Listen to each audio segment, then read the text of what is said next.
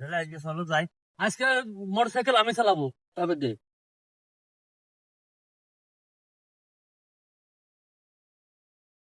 ভাই দাঁড়ান, 1 মিনিট একটু ফোনে কথা বলে আসি ভাই।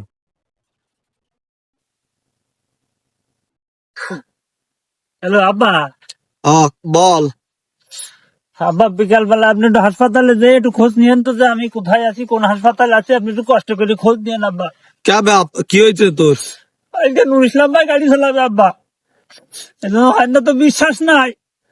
আপনি একটু খোঁজ নিয়ে না আব্বা। রাখি আব্বা, আসসালামু আলাইকুম।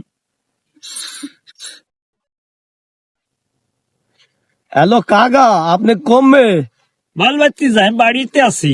কইতে আছি আজকে মোর জানাজা কয়টায় দিতে পারবেন কম দেই?